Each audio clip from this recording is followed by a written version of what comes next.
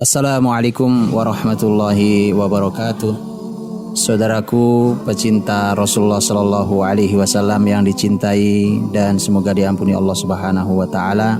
Saat ini kita sedang membuktikan cinta kita kepada Rasul kita Muhammad Sallallahu Alaihi Wasallam dengan mempelajari setiap jengkal perjalanan hidup beliau.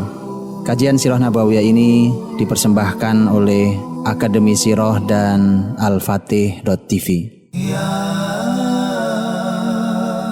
Rasulullah. Alhamdulillah. Wassalatu wassalamu ala Rasulillah. Wa ba'd.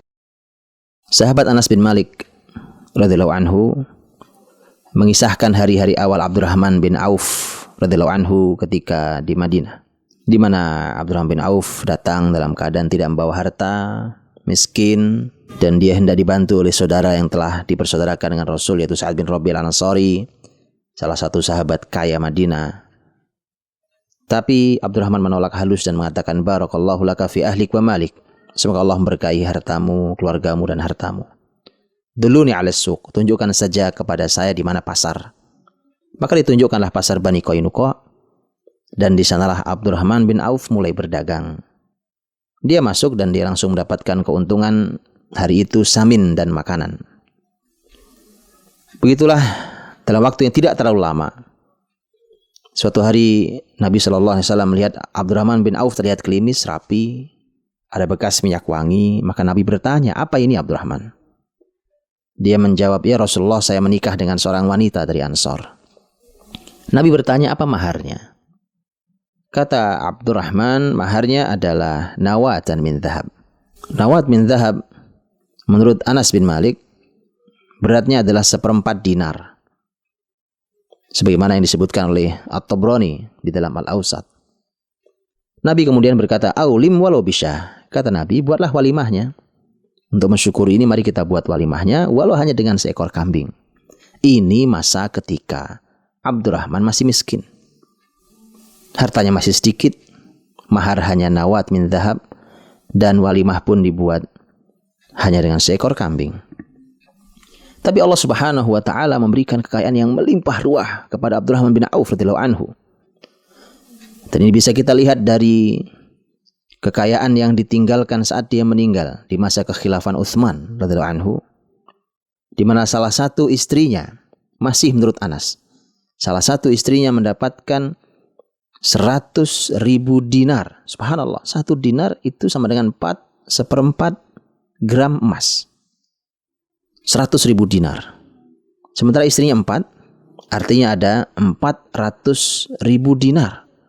Dan itu baru 1/8 dari kekayaan Abdurrahman bin Auf. Setelah dalam sepanjang hidupnya, hartanya dibagikan dalam jumlah yang tidak terbatas. Dia pernah infak fisabilillah 50.000 dinar. Dia pernah memberikan harta kepada para sahabat yang pernah ikut perang Badar, yang saat itu yang masih hidup ada 100 orang, masing-masing mendapatkan 400 dinar. Dia pernah menginfakkan 1.000 kuda fisabilillah. Subhanallah, ini semua infak fisabilillah.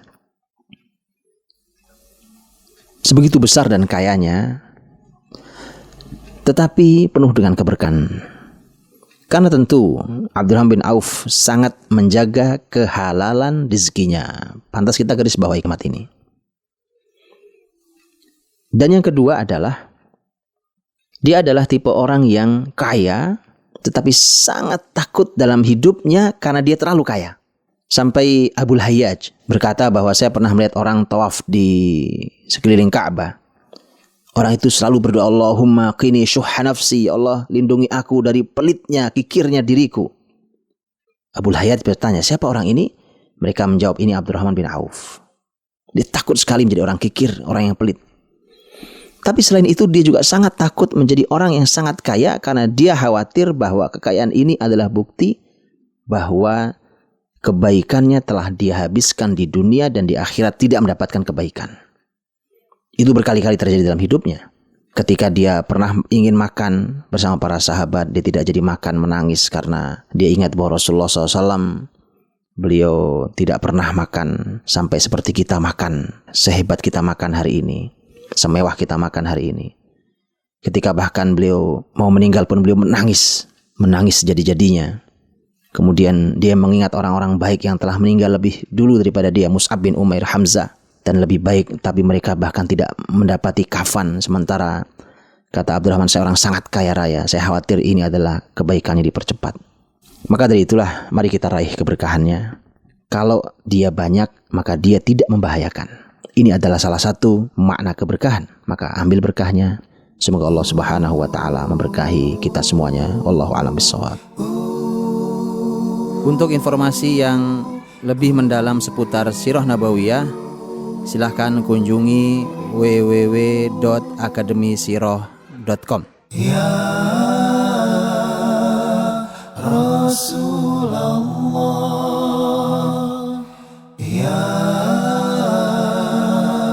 Nabi